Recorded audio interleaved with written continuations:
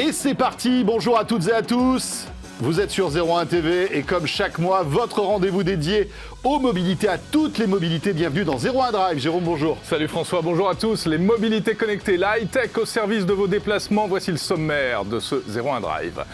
Le gouvernement passe la vitesse supérieure en matière de véhicules électriques avec une grosse enveloppe pour le développement de stations de recharge rapide. J'allais dire, il était temps. Et on évoquera aussi les Tesla, Jérôme, avec un nouvel habitacle, une baisse de prix pour certaines Tesla. On en parlera avec notre invité tout à l'heure. On parlera vélo, François, bien entendu, comme souvent dans 01 Drive, avec une innovation française très prometteuse, un moteur révolutionnaire qui émane du constructeur automobile Valeo. Tu vas être obligé d'acheter un nouveau vélo, tiens. Et puis attendez, regardez, l'été arrive bientôt. Oh tout là de suite, là mais là bientôt. Vous vous imaginez sur cette petite trottinette flottante là, ça a l'air bien, hein. Eh bien on en parlera. C'est une nouveauté. 01 Drive. Voilà, bienvenue dans 01 Drive, c'est parti.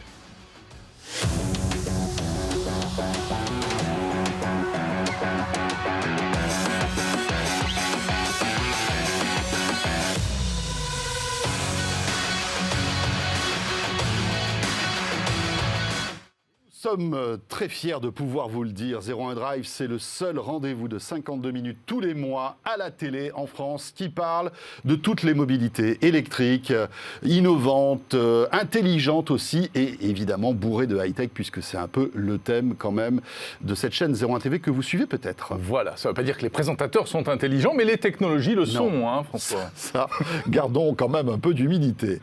Alors on a plein de choses encore une fois à vous raconter aujourd'hui. Notez que vous avez toujours le hashtag 01 Drive sur Twitter. Vous pouvez réagir évidemment à tous les sujets que nous allons évoquer aujourd'hui. Voilà, on va démarrer donc avec notre séquence Actu comme chaque semaine et ça s'appelle En route.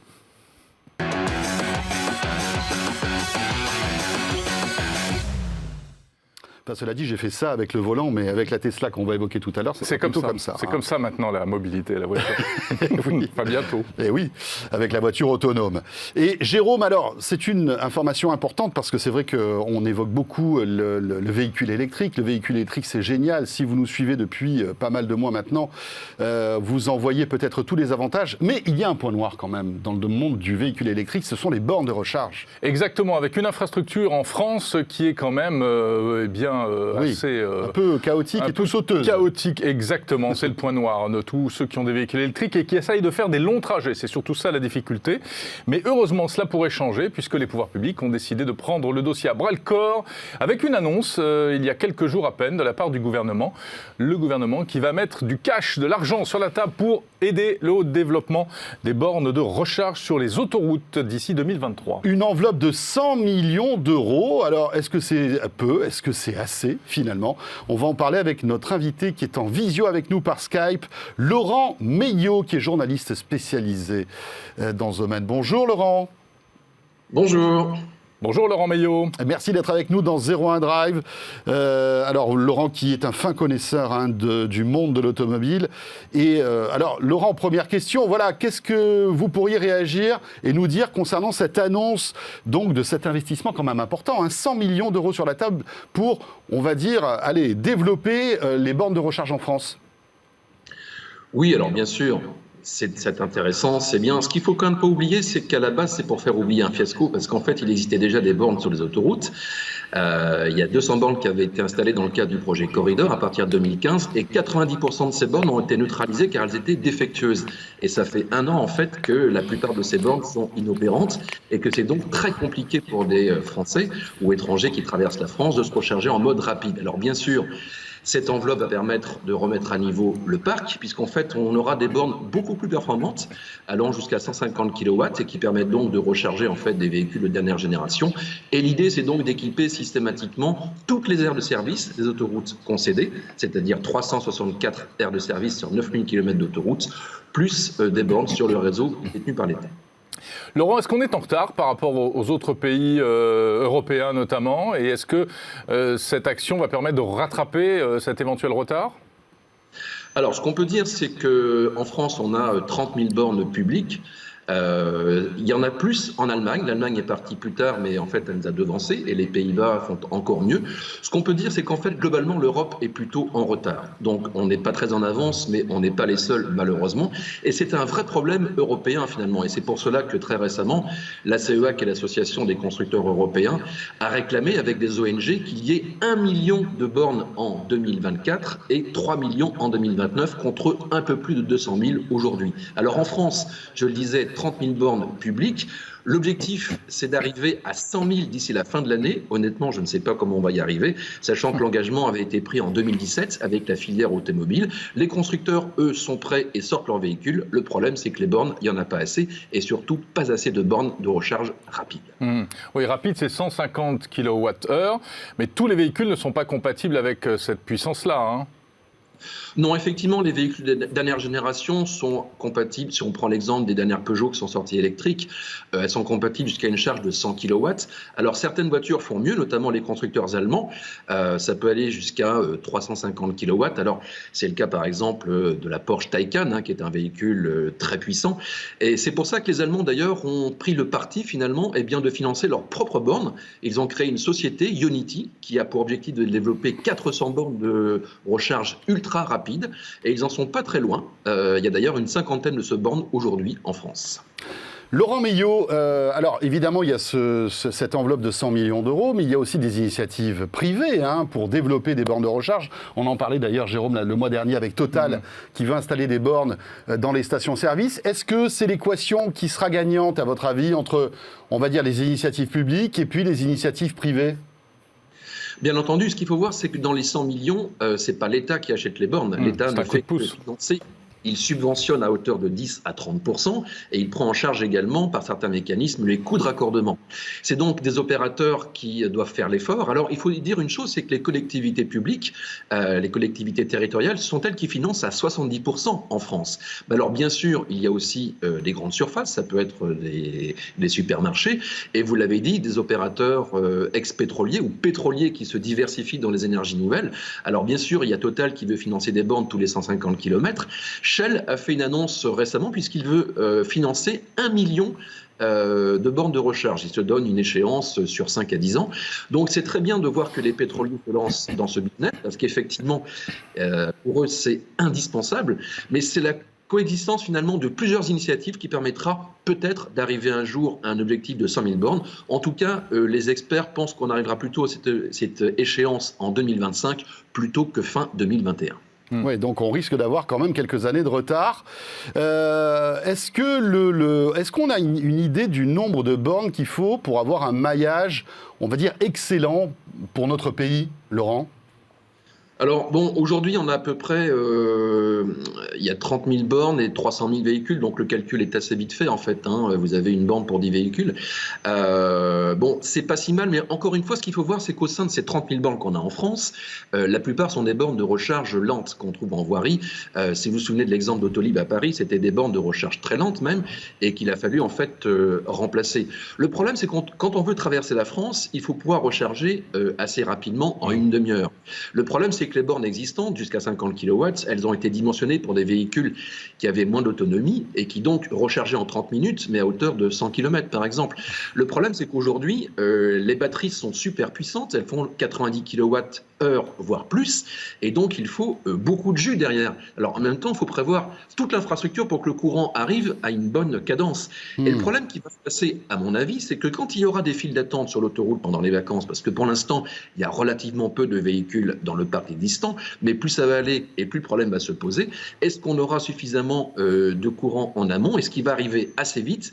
Et surtout, comment va-t-on gérer effectivement les files d'attente? Ça, c'est un vrai problème. Et oui, c'est vrai, puisque effectivement, le jour où il y aura beaucoup de véhicules électriques qui partiront en même temps, qui rentreront en même temps, ils vont être obligés de se recharger en même temps. Et en plus, un plein, c'est pas 5 minutes, c'est pas encore 5 minutes comme un plein d'essence. Ah non, c'est 30, 45 minutes. Et ben voilà, tout dépend après de la vitesse de la puissance de la borne, de la vitesse de... Oui, Laurent ? Oui, je disais si tout va bien, parce qu'effectivement, j'ai l'exemple d'un confrère qui a fait un road trip en plein hiver, c'était il y a 1 an, et justement, il est parti avec un véhicule dernière génération, il a voulu tester les bornes de recharge ultra rapide, et ça a été assez gaguesque, parce qu'en fait, à cause du froid, finalement, le courant arrivait moins vite que prévu, et je ne vous parle même pas des problèmes d'accès avec les cartes qui vont bien, pour justement profiter de ces bornes. Ouais. Top, Très bien. merci beaucoup Laurent. Merci Laurent pour cet éclairage. Meillot, qui est journaliste spécialisé dans l'automobile connectée, que vous pouvez retrouver sur son site, laurentmeillottoutaccroché.com. Merci beaucoup. Grand connaisseur Merci, du monsieur. domaine. Merci. Et c'est vrai qu'on prévoit, François, 1 million de véhicules électriques d'ici 2022. Donc ça va augmenter. Voilà. Et vos serviteurs sont équipés maintenant de véhicules électriques. Donc c'est pour ça que... Ouais. Alors j'ai regardé hier, tu sais en combien de temps ta voiture se recharge ? Tout dépend. Parce qu'en fait, on compte tout dépend combien il reste aussi. Grosso modo, on compte de 20% à 80%. Oui. Hein, c'est ça le standard. C'est-à-dire qu'on on descend jamais en dessous de 20 et on n'espère pas monter au-dessus de 80 parce que sinon ça allonge énormément le temps. Et bien évidemment, ça dépend de la puissance du chargeur, mais également de la voiture. Il faut qu'elle puisse encaisser. Et donc les Zoé encaissent, je crois, au maximum 50 kWh. Oui. Sauf, alors il y a une option qui permet de monter à 100 kW. Voilà. Mais c'est vrai que par défaut, c'est 50. Par défaut, voilà. La Hyundai Kona encaisse 77 kW, mais on n'est pas encore à 150. Mais non, c'est clair. Il n'y a que Tesla et puis les véhicules haut de gamme dont parlait Laurent. L'actu dans le monde de l'auto, Jérôme, c'est aussi, évidemment, pas mal de sujets passionnants comme l'Apple Car. Alors, on en a parlé le mois dernier. Elle est sortie. On en a parlé le mois dernier, on en reparle aujourd'hui. Jérôme, l'Apple Car, c'est pas pour tout de suite. Non, c'est l'Arlésienne, l'Apple Car. Est-ce qu'elle verra vraiment le jour ? Il y a quand même des signaux plutôt positifs. La semaine dernière, le mois dernier, on vous parlait effectivement de cette annonce du constructeur Hyundai qui disait, voilà, c'est super, nous on discute avec Apple. Et puis là, tout d'un coup, démenti, non, c'est pas vrai, en fait, on discute pas. Donc soit ça veut dire que les discussions sont rompues, soit, plus vraisemblablement, c'est qu'Apple leur a tapé sur les doigts en disant, attendez, vous êtes fous ou quoi ? Voilà, démentissez, on va continuer à travailler avec vous si vous êtes gentil, mais il faut surtout pas qu'on en parle. On connaît le culte du secret chez Apple, et Apple, on le sait, a très mal digéré le fait que, un constructeur comme Hyundai dise qu'il travaille avec eux. Ils détestent ça. Et puis Nissan a également démenti, discuter actuellement avec Apple. C'est d'ailleurs un vrai problème parce qu'en réalité, on sent bien que Apple aura probablement besoin des constructeurs traditionnels, mais travailler avec Apple pour un constructeur traditionnel, ça voudra dire quasiment disparaître au profit de la royale marque à la pomme. Et ça, il n'est pas dit qu'ils acceptent comme ça de jouer les seconds rôles, tous ces grands constructeurs. Alors voilà, on a parlé aussi d'un éventuel partenariat avec Toyota, qui est un constructeur aussi très en pointe dans le domaine de l'électrique. Pour l'instant, ce ne sont que des rumeurs. Je ne suis pas persuadé qu'on ait beaucoup plus d'informations là dans les mois qui viennent. Tout ça va être très secret et je pense qu'il va y avoir des clauses de confidentialité qui vont être assez costaudes. Mais en tout cas, ce qui est intéressant, c'est que visiblement, il n'y a pas de fumée sans feu. Apple est intéressé par le monde de l'automobile. Voilà, avec ce projet Titan qui a été lancé en 2016, qui aurait été mis sous silence et puis qui est visiblement reprend du poil de la bête. Autre partenariat qui lui est officiel et confirmé, François. Oui, on va parler de Volkswagen et Microsoft. Oui, pardon, Volkswagen et Microsoft, c'est écrit là. Volkswagen et Microsoft. Alors, il faut savoir que c'est un peu l'alliance entre les géants de l'automobile et les géants de l'Internet. On sait que Google, par exemple, s'est associé avec Ford, je crois. Et là, c'est Microsoft qui s'allie avec donc Volkswagen. Non pas... c'est plus un partenariat B2B, visiblement, Jérôme. Oui, c'est industriel. Accélérer en quelque sorte l'arrivée d'innovation dans les véhicules. Oui, ça concerne, ils vont utiliser le Microsoft Cloud Azure, probablement pour la fabrication des véhicules, mais sans doute aussi pour le véhicule autonome du futur, parce que le véhicule autonome aura besoin de stockage dans le cloud. Vous le savez, beaucoup de data vont être produites et collectées et devront être traitées pour faire fonctionner une voiture autonome. Donc il faudra une partie de la puissance et du stockage de ces données dans le cloud, et donc c'est un premier pas, un rapprochement avec Microsoft. Comme tu disais, c'est vraiment intéressant de voir cette convergence entre constructeurs automobiles et Big Tech, leader du numérique. C'est une sorte de rapprochement qui fait sens de plus en plus. Voilà, et le making-of des voitures qui est toujours impressionnant. Moi, j'ai toujours été fasciné par les robots qui c'est d'une propreté. Montent en quelques minutes des véhicules. C'est vraiment impressionnant. Ouais. Ça mériterait un petit reportage. Tiens, ça pourrait nous donner une idée d'aller voir un petit peu comment ça se passe là-dedans. Voilà pour cet accord Volkswagen, Microsoft, on y reviendra bien sûr. Et puis tiens, Jérôme, on connaît du carburant, on va dire, énergétique, électrique. Ouais. On connaît aussi le liquide, l'essence, le diesel, etc. On connaît peut-être moins un carburant en forme de pâte. Et oui, si demain, dans votre véhicule électrique, vous mettiez une sorte de pâte de dentifrice pour la faire fonctionner, votre voiture. Il ne faut pas se tromper le matin, en revanche. Non, il ne faut pas se gourer. Il ne faut pas se tromper de tuyau. C'est une innovation qui vient d'Allemagne. Ça a été mis au point par... Alors, c'est amusant parce que c'est l'Institut allemand Fraunhofer. Et Fraunhofer, c'est un immense institut de recherche allemand et qui est à l'origine notamment du format MP3. Mais oui. Et voilà, Fraunhofer a inventé plein de choses, dont le fameux MP3, pas évidemment. tout seul d'ailleurs, avec les Français Thomson, etc. Tout à fait. Et donc là, il passe du MP3 à la pâte, à carburant. C'est une poudre de magnésium et d'hydrogène qui, lorsqu'on la mélange avec de l'eau, produit de l'hydrogène liquide. Et donc, hydrogène liquide, vous le savez, c'est le carburant idéal pour un véhicule électrique doté d'une pile à combustible. Ah, et d'accord. Donc, en fait, c'est un carburant qui serait propre, finalement, puisqu'il servirait à alimenter une pile à combustible. Propre et sûr, parce que l'un des problèmes de la voiture, c'est l'hydrogène, le stockage de l'hydrogène qui est dangereux. Bien sûr, parce qu'en fait, il faut le stocker à très haute pression, à des températures, je crois, très très basses. Ouais. Et si on a un accident, si ça lâche, c'est pas bon. C'est pas bon du tout. Donc là, ce seraient des petites cartouches, en fait. Pour faire le plein, eh bien, on changerait sa cartouche de pâte dans une station ou chez soi, et puis hop, on repartirait pour un tour. C'est génial. Alors, ça. Dans un premier temps, apparemment que pour les scooters, ce qui veut dire quand même qu'il y a quelque chose de concret qui se prépare, et puis peut-être ultérieurement pour des voitures électriques. Mais déjà, les scooters, ça serait bien, parce que ça serait bien. Ça permet ça fait du bruit, le scooter, là... Voilà, ça offrirait une densité 10 fois plus compacte que les batteries actuelles dans lesquelles on stocke l'électricité. Puisque, vous le savez, la pile à combustible, on fabrique l'électricité dans la voiture. Tandis que les voitures électriques traditionnelles, il faut mettre l'électricité avant. Jérôme, on voit que tu es un vrai professionnel oui. Maintenant. Donc, tu t'y je connais. vous invite à retrouver sur ma chaire de la Sorbonne consacrée aux véhicules électriques. Bon, allez, on va dans quelques instants parler de Tesla avec pas mal d'informations concernant Tesla, baisse de prix, nouvel habitacle, etc. On évoquera aussi cette innovation signée Valeo qui débarque sur le marché du vélo électrique. Et puis, écoutez, bientôt les beaux jours. Peut-être qu'on ira à la plage tous d'ici quelques semaines, quelques mois. Et un nouveau moyen de locomotion qui a l'air hyper fun qu'on vous fera découvrir. Mais dans l'immédiat, Jérôme, c'est l'essai de Dimitri Charitsys qu'on va retrouver. Et oui, comme chaque mois, Dimitri Charitsys prend en main un véhicule et aujourd'hui, il vous fait découvrir la Mercedes classe S.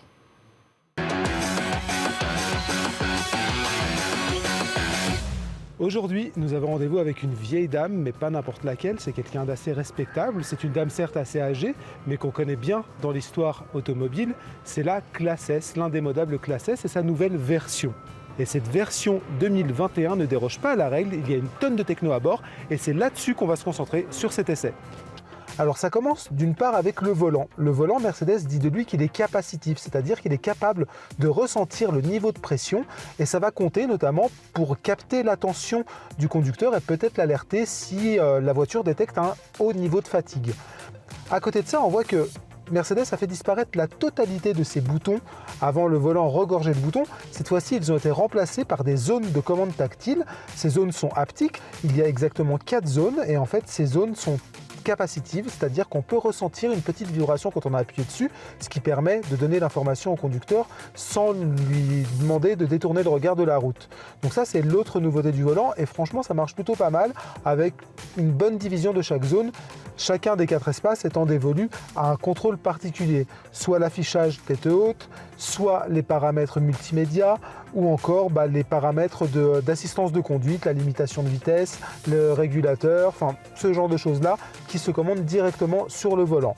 L'autre nouveauté du poste de pilotage concerne l'écran d'instrumentation. Lui aussi, il a complètement changé. Il intègre maintenant, alors derrière la dalle, 2 petites caméras.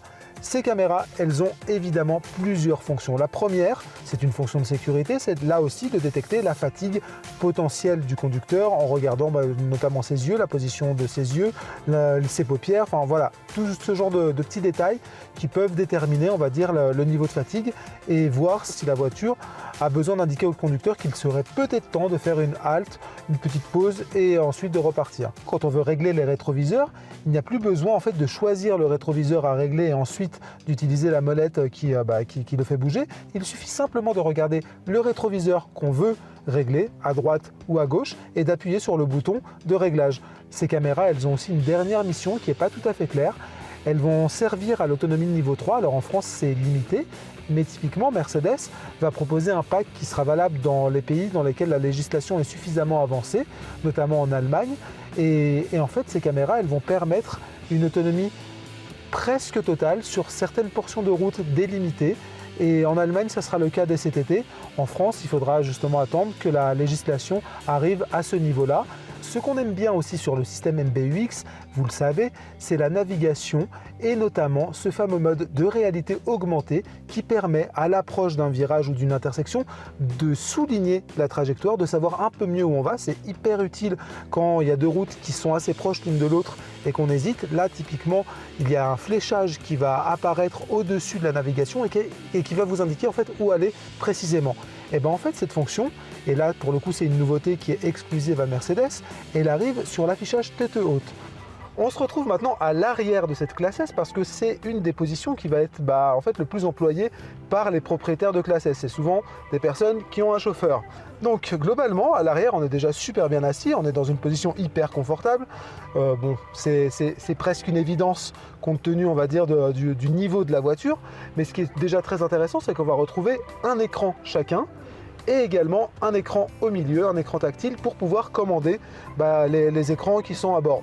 On a évidemment sur la partie centrale un porte-gobelet qui peut être soit chauffant, soit réfrigérant, donc c'est plutôt agréable. Et on a aussi une tonne de ports USB, mini USB pour permettre à la personne qui est à l'arrière de véritablement travailler. On peut redresser le siège, on peut sortir cette tablette qui est juste là, hop, hop, comme dans un avion, une petite tablette d'ambassadeur, hop, et on peut donc travailler ici.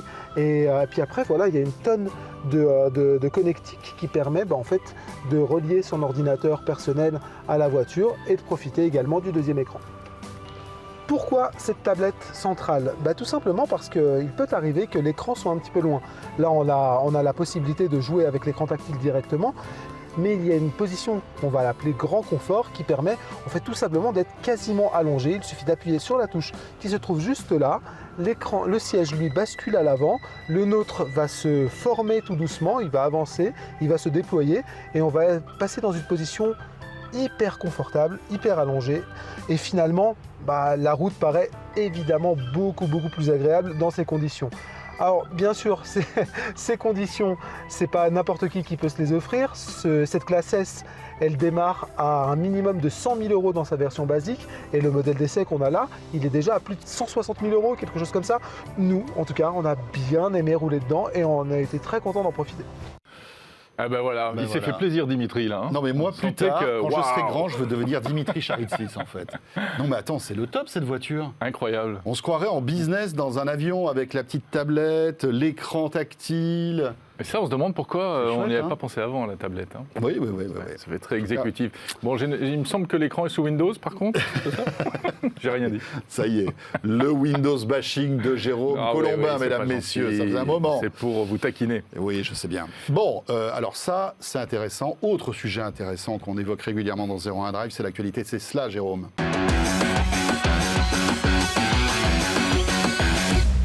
Il se passe toujours quelque chose du côté de Tesla. C'est vrai. C'est quand même un constructeur pas tout à fait comme les autres, que tous les autres constructeurs surveillent du regard. Et pour en parler, nous recevons notre invité Armand Taïeb. Bonjour. Bonjour. Bonjour Armand. Alors vous êtes le PDG de Tesla Magazine. Exactement. Eh bien voilà, c'est-à-dire que la communauté Tesla aujourd'hui est tellement forte qu'on peut créer un vrai média dédié à Tesla, mais aussi à Elon Musk. Hein. C'est un petit peu la particularité de la philosophie de votre site web. Hein. Exactement. Et on va petit à petit vers tous les sujets qui intéressent les propriétaires et les futurs propriétaires surtout. Donc on précise que vous n'appartenez pas à la compagnie Tesla, hein. Vous êtes totalement indépendant. Peut-être qu'Armand aimerait bien, mais là c'est pas encore le cas. C'est pas le cas et non, pas vraiment en fait, parce que je travaille aussi sur tous les autres sujets de façon objective. Donc voilà, Bien je sûr. pense pour un Bien média, sûr. il faut rester indépendant. Tout à fait. Alors, pas mal d'actualités concernant Tesla, hein, Armand. On a vu le nouvel habitacle de la Tesla qui est vraiment très très beau. Et peut-être, pour débuter, un mot sur cette baisse de prix qui a été constatée en France et qui a surpris tout le monde, hein, quand même. Exactement, moins 6 000 euros, c'est ça, 6 000 euros de moins annoncé le 20 janvier. Pourquoi cette baisse de prix? Exact.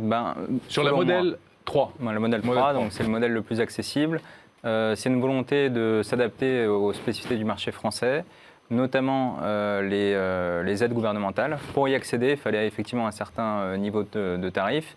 Et je pense que Tesla affiche là clairement l'ambition de devenir une automobile populaire qui puisse être accessible aux personnes qui envisagent la Zoé.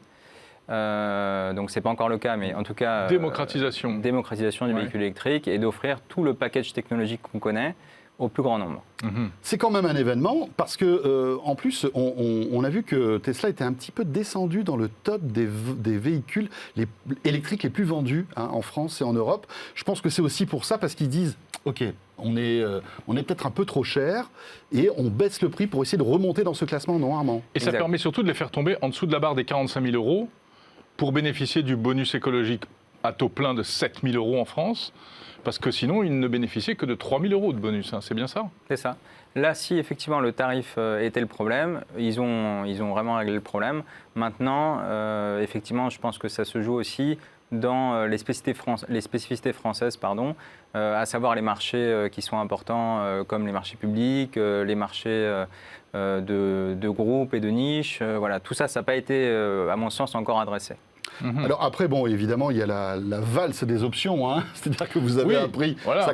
ça commence à 43 000 euros, une Tesla Model 3. Mais on peut vite exploser le compteur, hein. C'est le cas de le dire. Ouais. Suivant effectivement l'autonomie qu'on souhaite, les performances qu'on souhaite, la finition aussi. Il y a des choix effectivement qui sont donnés. Mais bon, il n'en demeure pas moins que là, la baisse de prix, elle est significative et suffisamment pour effectivement créer un petit climat. Pour pouvoir rajouter un petit peu d'options.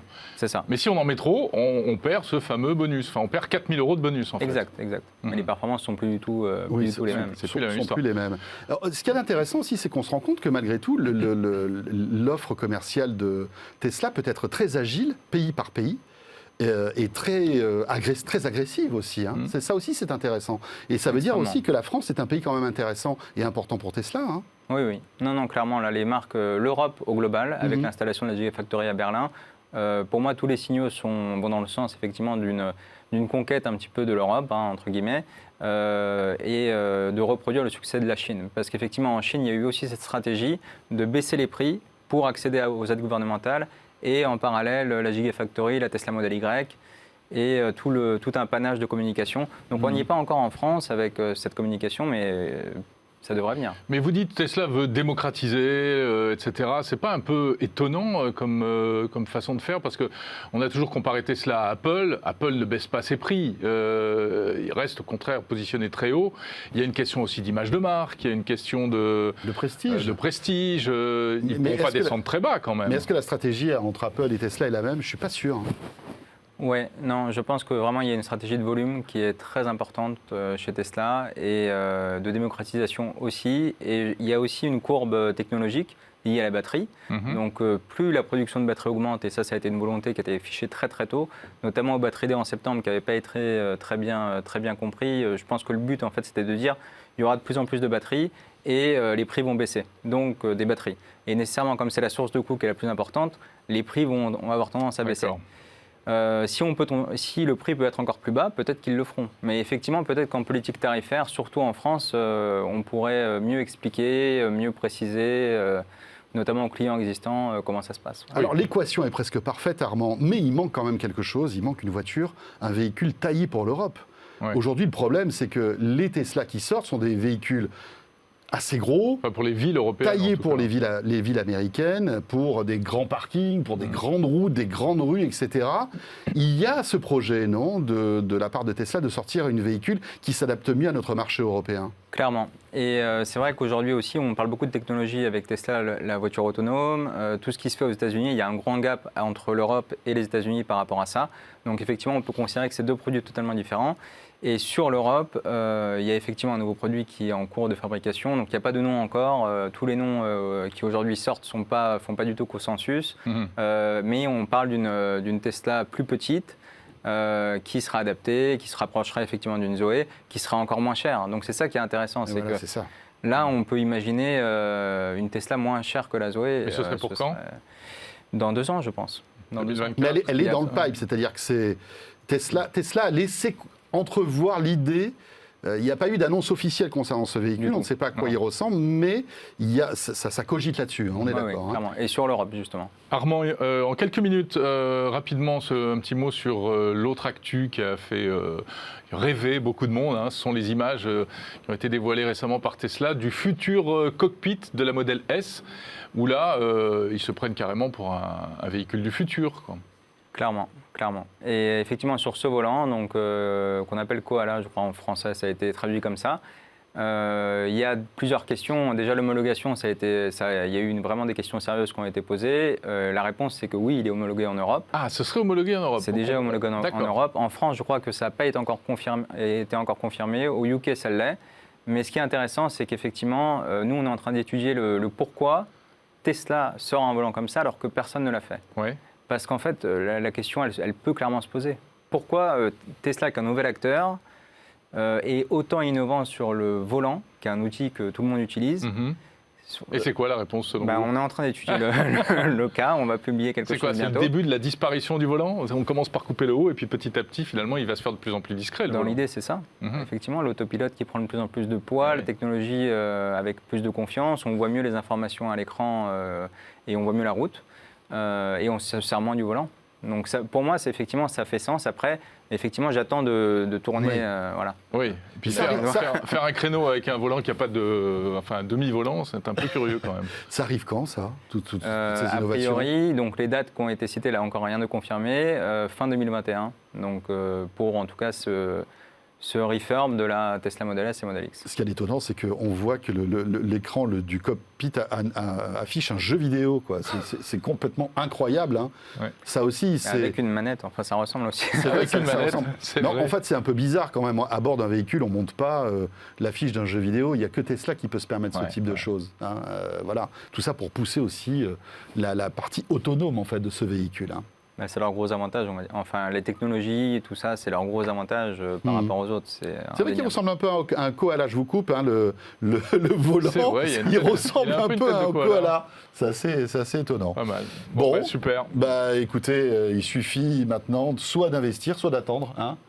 Et puis d'autant que si vous avez un Bitcoin, vous pouvez vous acheter une Tesla. Ça, c'est quand même la grosse information. Armand aussi. Une Tesla, un Bitcoin, c'est ça ? C'est ça devrait être ça bientôt. Oui, enfin, il faut que le Bitcoin arrête de monter, alors, parce que sinon, la Tesla va être de plus en plus chère. Oui, mais ça coûtera moins d'un Bitcoin. Moins d'un Bitcoin, d'accord. Et alors, on vous parle de ça parce que c'est vrai que, alors je ne sais pas si c'est possible en France, mais aux États-Unis, on peut acheter une Tesla avec un Bitcoin, avec la monnaie Bitcoin. Pas encore. Mais en tout cas, Tesla, il travaille. Exactement. Ouais. Ils ont investi pour pouvoir gérer toute la partie financière en Bitcoin. C'est pour ça qu'ils viennent d'acheter pour 1,5 milliard de Bitcoin. 1,5 milliard de dollars en Bitcoin. Ouais. Armand, merci beaucoup. Et merci on peut retrouver toute l'actualité de Tesla sur votre site, donc Tesla Mag. Merci beaucoup, Armand Taïeb. Merci beaucoup. On va revenir à des choses plus terre-à-terre, François, plus accessibles aussi et très prometteuses également. On va parler vélo avec une innovation française plutôt intéressante.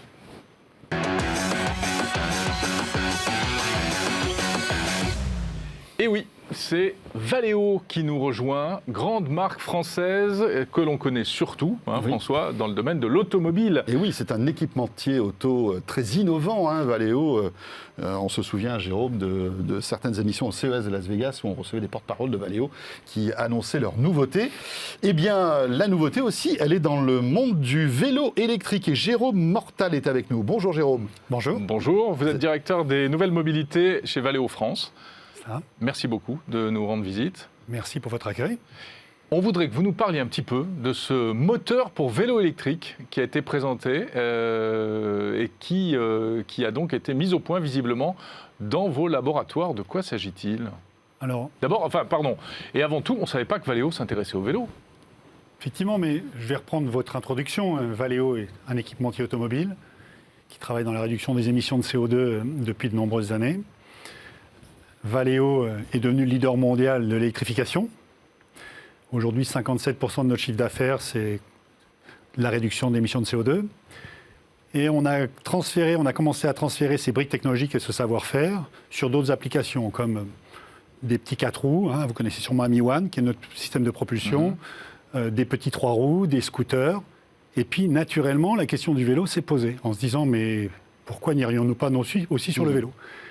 Et nous ne voulions pas arriver sur le métier du vélo, le business du vélo comme un follower, en suivant les autres. On voulait arriver avec quelque chose d'innovant.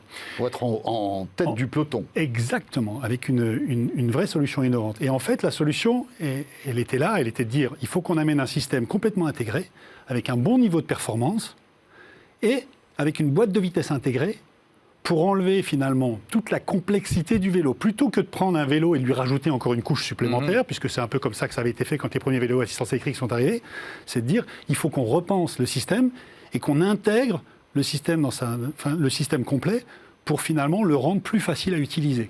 Donc les deux grosses innovations, c'était effectivement notre puissance, notre couple. On a un couple très élevé, 130 Nm, c'est le plus gros du marché. Donc le couple, c'est la puissance. L'aide au décollage, oui, tout à fait. La perception de décollage nous fait partir encore plus loin. Exactement. Faites attention, parce que décollage, on va croire qu'on va s'envoler. C'est pas l'objectif. C'est pas l'objectif. Ce n'est qu'un vélo. Et donc, cette boîte de vitesse intégrée, qui nous permet finalement d'apporter une autre innovation majeure, c'est de dire, on va aider, comme sur une boîte automatique de voiture, quand vous avez conduit votre boîte automatique, vous revenez en boîte manuelle, vous dites, oh là, il faut que je débraye, que je change mes vitesses, etc. Exactement. Quelle horreur, jamais. L'idée, c'était de faire la même chose, c'est-à-dire de dire, on a à notre portée de main plusieurs mesures, comme la cadence de pédalage, la puissance que le cycliste est capable de délivrer, finalement, ce qu'il est en train de faire, l'inclinaison de la route et des choses comme ça. On a plein d'informations qui sont disponibles, on s'en sert et on va prédire et on va aider le cycliste à ce que la journée, le moment qu'il est en train de vivre, soit le plus agréable possible. Je ne veux plus voir arriver un cycliste avec un vélo à assistance électrique au travail, transpirant de sueur, comme ça nous arrive de le voir de temps en temps. Donc ça, c'était vraiment l'idée de base. Ensuite, pourquoi on a pu faire ça? L'avantage qu'on a eu, je dirais, par rapport à d'autres, c'est qu'on est parti d'une feuille blanche. On s'est dit, tiens, on démarre de rien, essayons de rendre le vélo le plus pur et le plus simple possible. Donc ça a été possible de tout intégrer dans le système en partant de cette feuille blanche. Et en même temps, on s'est dit, mais tiens, puisqu'on fait tout ça et qu'on a tout ça à portée de main, qu'est-ce qu'on peut faire d'autre? Et on a commencé à discuter avec nos premiers clients, dire, marche arrière, oui, on peut faire une marche arrière. Marche arrière sur un vélo? Ouais, par exemple, vous savez, vous avez l'assistance au démarrage qu'on appelle le walk. Excusez-moi pour l'anglicisme, mais c'est l'assistance pour marcher à côté du vélo sur les vélos cargo, c'est très utile. Sur notre fonction, on peut l'avoir aussi en marche arrière, c'est-à-dire quand vous êtes mal engagé avec de la charge de 150 kg de charge sur votre vélo, marche arrière. On a les 3 enfants derrière, ou les 2 enfants courses devant. Exactement. Le aussi, piano sur le... Alors, on a dit... Je fasse une photo quand même. La fonction régène, recharger la batterie. Personne ne le proposait. Qui existe sur les voitures. Qui existe sur les voitures. On s'est dit, mais cette brique technologie, il faut à tout prix qu'on la mette sur le vélo. L'antivol intégré, on a la boîte de vitesse, on s'est dit, on peut... Vous savez, une grosse crainte sur le marché du vélo, la plupart des clients sont frileux à acheter des vélos électriques, ils ont peur de se faire voler. Bien sûr. C'est un vrai problème, c'est une vraie plaie. C'est un vrai problème. Donc sur ce vélo, automatiquement, quand vous allez vous éloigner de votre vélo, il va se déconnecter, la boîte de vitesse va devenir neutre, le vélo, il est inutilisable. Donc c'est une somme de petites choses qui font que le vélo devient un objet unique. Alors, Jérôme, tout ça est passionnant, c'est intéressant, mais Valeo ne fabrique pas des vélos. Vous, là, vous présentez quoi? Une technologie que vous allez distribuer, que vous allez commercialiser à des constructeurs de vélos? Est-ce que vous allez sortir votre propre vélo, Valeo? Alors, il y avait la réponse dans votre question, je pense. On n'a pas l'intention de faire des vélos. Mais pas du tout. Sinon, ça sonne bien, le vélo Valeo. Oui, ça sonne bien. Alors, le marché du vélo pour Valeo, on va le dire que ça sonne aussi très bien. Oui, ça sonne bien aussi. Non, notre vocation, c'est effectivement de sortir un système de propulsion. Donc, le système d'assistance, qu'on appelle le Sparty Bike System, la batterie, l'interface homme-machine, c'est-à-dire le petit contrôleur. Ça va être notre kit. Et avec nos clients qui sont... les fabricants de vélos ou des gestionnaires de flotte qui veulent des produits très spécifiques et qui font fabriquer des produits très spécifiques. Ça va être nos clients, donc on va faire du business to business. Et ces gens-là vont, eux, vendre nos produits. Donc en ce moment, on est en pleine effervescence, puisqu'on est en pleine activité avec un certain nombre d'entre eux, puisqu'on a pour ambition de sortir en 2022. D'accord. Donc le premier vélo avec cette technologie sortira chez un constructeur de vélos en 2022. Exactement. Début 2022. Et alors, aujourd'hui, vous ne pouvez pas nous dire quels sont les potentiels clients qui pourraient commercialiser votre solution? J'en brûle d'envie, mais je ne peux pas. Vous êtes sûr? Je peux pas. Je brûle d'envie, mais je ne peux pas. Ce que je peux vous dire, c'est qu'ils sont... C'est quoi? C'est des constructeurs français, étrangers? Il y en a dans le monde entier. D'accord. Et je veux dire qu'aujourd'hui, les principaux... Les centres de gravité du développement du vélo, c'est le Nord-Amérique et l'Europe. Hein. C'est les deux gros marchés où les gens se concentrent sur des vélos avec des technologies du niveau de notre offre. Ouais. Est-ce que c'est une technologie qui coûte cher? Ouais, Est-ce que ça va faire augmenter le prix du vélo? Parce que avec Jérôme, on en parle souvent de vélos dans 01 Drive et on se rend compte qu'il y a des vélos qui coûtent plusieurs milliers d'euros. C'est clair. Ils sont déjà très chers, les vélos à assistance électrique. C'est clair.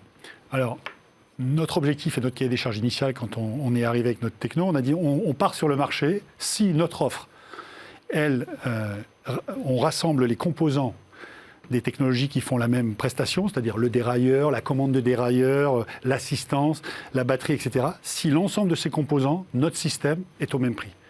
Donc, c'est la raison pour laquelle on a commencé à communiquer, parce qu'on est à notre objectif. On sait que l'ensemble des sous-systèmes, notre offre sera au même prix. Donc la promesse, c'est pas plus cher. Pas plus cher, D'accord. mais Et plus de fonctions. plus de fonctions. Plus de fonctions. Vous l'avez bien compris. Et est-ce qu'on a plus d'autonomie aussi, Jérôme?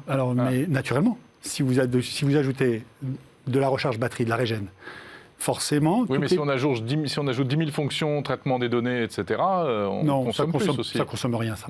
Non, mais typiquement, la régène, ça va améliorer votre range batterie. Un autre avantage, la boîte de vitesse. Vu qu'elle est complètement intégrée et synchronisée avec le moteur, on va pouvoir aller faire fonctionner le moteur sur les plages idéales de fonctionnement. Avec le meilleur rendement possible. Exactement. Sans que forcément, pour l'utilisateur final, ça soit quelque chose de perceptible ou qui le gêne dans son moment de vie, dans son moment de vélo. Donc tout ça, ça va forcément améliorer le rendement du système. Et on peut arriver à quelle, excuse-moi Jérôme, on peut arriver jusqu'à quelle autonomie avec cette technologie, à votre avis? Alors, c'est toujours difficile parce que ça va dépendre aussi du choix de vélo, l'aérodynamique du vélo, du poids, etc., etc. Mais globalement, pour les démonstrateurs qu'on avait présentés à la presse, avec des batteries de 600 watts, on faisait quasiment 100 km. Donc c'est juste pour 600 watts. C'est pour juste vous donner un ordre de grandeur. Mais encore une fois, il ne faut pas prendre ça comme argent comptant. Ça va dépendre des applications sur lesquelles on travaille. En ce moment, on travaille aussi sur des vélos tout à fait classiques, mais aussi sur des cargos. Et vous voyez bien que c'est deux mondes complètement différents. Ouais. Donc c'est ce qu'on voit actuellement, ce vélo-là, dont on voit les images, n'existe pas, ne sera pas commercialisé en tant que tel, hein, mais c'est intéressant. Et juste l'innovation, si on comprend bien, en fait, c'est que vous avez mis dans la même boîte le moteur et la boîte de vitesse. La boîte de vitesse, d'accord, alors qu'habituellement c'est séparé. C'est séparé. Ce sont des éléments donc effectivement, il y a des systèmes équivalents existent, mais se sont séparés et forcément moins optimisés, moins aboutis, et ça permet de mettre en place moins de fonctionnalités. Exactement, il suffisait d'y penser. Donc on récapitule, voilà, une innovation dans le vélo électrique qui va arriver l'année prochaine chez plusieurs constructeurs connus, vous nous confirmez? Oui, tout à fait. Voilà. Ça ne sera pas forcément très très cher. Ça aussi, c'est une information. On va être dans le prix marché. Prix du marché, ouais. Voilà, on pourra avoir une autonomie jusqu'à 100 km. Enfin, les prix du marché, un vélo comme ça, moi, c'est pas moins de 2005, 100 000 euros, hein, quand même. Vous êtes sûrement dans le prix du vélo final, oui. Voilà. Mais ce n'est pas ma spécialité. Alors, une petite dernière question. Est-ce que si je veux faire de l'exercice et avoir un peu plus une conduite sportive, je peux, ou est-ce que c'est vraiment quelque chose qui est là pour faire du vélo facile et, comme vous disiez tout à l'heure, arriver au travail sans transpirer? Alors, vous touchez la beauté du système, je dirais. C'est que, ayant ce système, comme j'ai dit tout à l'heure, complètement intégré, et nos algorithmes complètement embarqués dans le système, on peut se permettre de préparer ou de prédisposer dans le système des lois de pilotage qui vont être du sportif, du touriste, de la balade, etc. On choisit le mode. Et en fait, vous allez pouvoir choisir le mode, mais le système, automatiquement, avec on l'appelle Predict, il va déjà vous faire des propositions. C'est-à-dire que vous êtes en train de faire un exercice de sport, il va le voir. En fonction de votre cadence de pilotage et de votre puissance, il va le voir et il va d'office commencer à vous faire des lois de changement de vitesse et du fonctionnement moteur d'assistance adaptés à votre besoin. Et puis après, s'il vous voit dans le même parcours, il vous voit changer votre attitude, il va continuer à s'adapter. Il va dire, on n'a pas besoin d'une demi-heure pour se rafraîchir, ça va se rafraîchir tous les 30 secondes, 20 secondes, et il va s'adapter, il va dire, ah ok, Mon utilisateur a changé son mode. Là, il est repassé en mode balade. Madame a dû le rattraper. Ils rentrent tranquilles tous les deux. Ouais. Et voilà, il va s'adapter. C'est L'idée, c'est formidable vraiment de faire du d'avoir, plaisir. ouais. Que ce soit un moment de plaisir. C'est formidable d'avoir le niveau de technicité, de Ouais. technologie des vélos et des futurs vélos. Merci beaucoup, Merci, Jérôme Jérôme Mortal. Je vous en prie. Directeur des Merci à nouvelles vous. mobilités Valeo France. Eh Merci bien, à vous. Jérôme, on va quitter les routes pour aller sur l'eau. Mais oui, quand même, rêvons un peu. On va aller un petit peu prendre l'air avec un produit totalement décoiffant. Vous allez voir.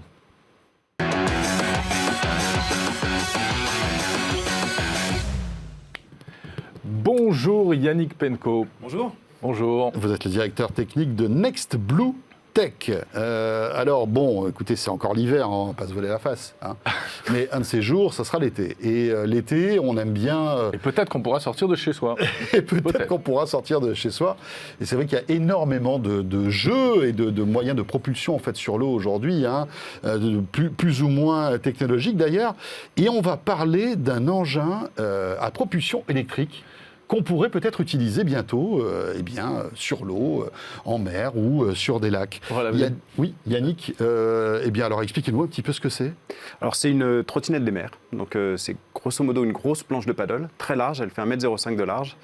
Elle a un petit moteur électrique, donc pas très grand. C'est une trottinette électrique des mers. Exactement, c'est une trottinette électrique des mers. Donc un petit moteur électrique en dessous, un guidon, et ça vous permet d'aller vous déplacer sur l'eau sans faire de bruit, sans vagues, et sans avoir peur de tomber à l'eau. Alors on voit les images là. Voilà, on voit quelques images avec on voit le petit propulseur, etc. Donc, Ça ressemble à un paddle. Alors ça ressemble comme deux gouttes d'eau à un paddle. La grande différence quand même pour l'utilisateur, c'est vraiment ce guidon. C'est-à-dire qu'on est très stable quand on est debout dessus, on n'a pas peur de tomber. Il est très gros. Il permet d'emmener jusqu'à 150 kg. Donc on peut y aller, on voit qu'on peut y aller à c'est bon, plusieurs. on peut monter dessus. À deux, peut-être pas. Moi, mais- là, je ne rentrerai pas dans ce commentaire, Jérôme. Donc, oui, 150 kilos. Ok. Donc on peut y aller en famille, on peut y aller à plusieurs. Ça va pas très vite. Ça fait du 7 km/h. Donc vous faites pas peur aux autres. Vous faites pas peur aux autres personnes qui Ah oui, sont c'est sur la important, plage. ça. Vous faites pas de bruit. L'idée, c'était vraiment d'avoir quelque chose qui soit le plus soft et le plus acceptable par tout le monde. Mais ça tue pas un peu le plaisir du paddle? Alors, c'est pas du tout la même chose. Il y a beaucoup de gens qui font du paddle et qui feront pas notre engin. Mais il y a beaucoup de gens qui font pas de paddle. Ça, Et c'est quoi? C'est du loisir? C'est de la balade? C'est du plaisir? ouais, c'est de la découverte. Aujourd'hui, quand vous êtes sur la plage, si vous n'avez pas une bonne condition physique ou si vous n'avez pas des connaissances en voile, eh ben, allez vous balader sur l'eau, vous n'avez pas vraiment de solution. C'est vrai. Donc, Ouais. aller faire du pédalo, c'est bien, mais si vous essayez d'aller faire 300 mètres, vous allez vraiment vous épuiser, Ouais. à moins de mettre le moteur de Valeo dessus. Non, moi je me laisse dériver en général au bout d'un moment. Voilà, C'est et la puis on police vient vous qui me chercher. Voilà. ouais. Et donc, vous n'avez pas vraiment une solution qui vous permet, vous, d'aller voir un petit peu ce qui se passe derrière. Et donc, on s'est dit, on va proposer quelque chose, un peu pour monsieur tout le monde, qui permet de remplacer un peu la serviette de plage. Au lieu de rester sur la plage, eh ben, vous allez découvrir un peu ce qui se passe derrière. Et voilà, et c'est quelque chose qui est très, très, très, très agréable pour... Donc il y aura peut-être des trottinettes des mers à louer sur les plages françaises l'été prochain. Alors, il y en a déjà. D'accord. Donc, on en a distribué 100 l'été dernier. Donc, il y en a pas mal Où ça? Alors, sur la côte, nous, on est situé en région sud, donc on est à côté d'Aix-en-Provence. Donc, on en avait à Marseille, à D'accord. Toulon, sur l'île des Ambiers. On en a quelques-unes qui sont parties à Bora Bora pour les chanceux qui veulent aller là-bas. Ah ouais. Pas mal. Et puis, Ils quelques-unes ne à sont pas Majorque. allés en paddle quand même. Non. Mais alors, vous savez quoi? Je vais vous raconter ma vie. J'étais en Corse cet été et j'étais sur un petit lac et j'ai vu des trucs comme ça. Mais je me demande si c'était votre appareil ou s'il y a d'autres Vous avez des projets concurrents et d'autres Alors, concurrents. on n'a pas de concurrents aujourd'hui. Alors, c'était vous, on a peut-être. déposé des brevets. On en a également en Corse, effectivement. Il y a 20 trottinettes qui sont parties en Eh bien, Corse. écoute, Eh tu ben, sais voilà. quoi? J'en ai vu et j'ai voulu en louer. Et alors, ce qu'il y a d'intéressant, c'est qu'il y avait une telle popularité de ce type de produit, c'est qu'il n'y en avait pas assez Il y en avait finalement. pas assez. Et il fallait attendre énormément de temps pour pouvoir en louer une. Et donc, j'ai pas eu l'occasion de la tester. Mais c'est vrai que, en plus, ça attire l'œil. Tout le monde regarde ça. Bien Tu sûr. te dis, et puis sur un lac, c'est génial. Il n'y a jamais de vagues. c'est calme. Et c'est vraiment génial. Et quand on voit des gens qui se promènent avec ça de loin, on voit des gens qui sont debout sur l'eau. On ne voit pas la planche parce qu'elle est au final au ras de l'eau. et on voit quelqu'un debout sur l'eau et on a l'impression d'avoir, enfin c'est presque mystique. Alors c'est quoi. différent de ce qu'on voit aussi les foils, hein, où on est sur une espèce pareil, de surf électrique, mais qui est au-dessus de l'eau. Alors c'est très différent. Nous, les foils on a commencé, en fait, à vrai dire, notre expérience de start-up a commencé avec du foil, puisqu'on voulait faire un scooter des mers sur foil électrique. Et puis finalement, on s'est dirigé vers cet engin-là. Ça va beaucoup moins vite que les foils. Les foils... alors c'est génial, quand vous faites du foil, vous êtes sur l'eau, vous êtes au-dessus de l'eau, vous n'entendez rien. C'est peut-être un petit peu plus sportif. Mais c'est pas pour tout le monde. Ma grand-mère, qui a un grand âge, monte sur notre trottinette. Ah oui, mais pas sur un foil. Elle ne montera pas sur un foil. D'accord. Donc difficile à louer vu le succès, mais est-ce qu'on peut l'acheter ou c'est inabordable? Alors c'est vraiment un produit qu'on a designé pour les professionnels. Donc c'est un produit qui est très robuste, qu'on a designé pour avoir une durée de vie de plus de 10 ans. Donc c'est vraiment quelque chose avec une batterie qui est très... on a 7 heures d'autonomie avec cette batterie, donc on va vraiment pouvoir le louer pendant toute la journée. D'accord. C'est pas un produit qu'on a fait pour du particulier, donc il fait 50 kg, donc aller le mettre sur votre toit de voiture, c'est pas évident. Mais bien sûr, on réfléchit à designer quelque chose. D'accord, vous avez quand même la petite musique de vous dire, est-ce qu'on ne peut pas faire une version plus abordable et plus grand public qu'on pourrait acheter si par exemple on apprécie ce type de... Donc c'est évidemment quelque chose qu'on a dans les tiroirs. Là aujourd'hui, on se focalise vraiment sur cette version. On est une start-up, on est une dizaine d'employés, donc on ne peut pas vraiment chasser tous les lièvres à la fois. Donc d'abord, on commence par faire ce produit et le faire bien, mais évidemment, ce produit-là est dans les tuyaux. Il sera en démonstration, le produit grand public sera quand même en démonstration dès cet été. Donc autonomie, vous disiez 7 heures, 7 heures d'autonomie. Et le temps de rechargement? Alors aujourd'hui, on prévoit de faire... c'est un engin qu'on prévoit donc pour les professionnels et ils le rechargent pendant la nuit. D'accord. Donc en gros, ils ont 4-5 heures de recharge, 7 heures d'autonomie. Ça leur permet de faire toute une journée de location. Et effectivement, ça a été extrêmement demandé tout cet été. On a eu des clients en Corse. En fait, il fallait arriver le matin pour prendre une réservation pour venir pour pouvoir l'utiliser le soir. C'est tout à fait la vérité. Et il ne faut pas de permis pour ça. Hein. Alors c'est sans permis. Aujourd'hui, c'est un engin de plage, donc c'est la même chose que pour un pédalo. Grosso modo, vous avez besoin d'autant de compétences qu'un pédalo. Donc pas de permis, et il y a des gens de 7, 8, 9 ans qui l'utilisent et des gens de plus de 90 ans qui montent dessus également. Jérôme, te voilà rassuré, autant de compétences qu'un pédalo, ça devrait être jouable pour nous, on devrait pouvoir s'en sortir. Eh bien très bien, formidable. Et donc, voilà, ce produit NextBlueTech est disponible. Il y a un site où on peut savoir où on peut tester, par exemple, est-ce que vous... Alors vous pouvez, sur notre site, alors on a un site qui s'appelle blueway.fun. Oui. BLUEWY.FUN. Et puis vous pouvez nous contacter aussi directement. Pour savoir où on peut tester ce type de produit. Merci beaucoup Yannick. Merci à vous. Voilà, on a l'impression d'être vivement l'été. Vivement l'été. Ça donne envie, hein, merci beaucoup. Eh bien voilà, ce 01 Drive est terminé. Vous avez vu, on évoque tous les sujets liés à la mobilité dans cette émission. Exactement, y compris sur l'eau. J'espère qu'on aura de plus en plus de sujets aquatiques d'ailleurs au fil des mois jusqu'à l'été. Exactement. Bon, écoutez, vous le savez, hashtag 01 Drive si vous voulez réagir au contenu de cette émission sur Twitter, bien sûr. Le compte Twitter de 01 TV. Et puis cette émission, vous pouvez retrouver sur la chaîne YouTube de 01 TV, sur 01net.com et sur les box aussi, sur la chaîne 01 TV. Voilà, merci de nous suivre depuis toutes ces années et surtout continuez, portez-vous bien. Salut à tous.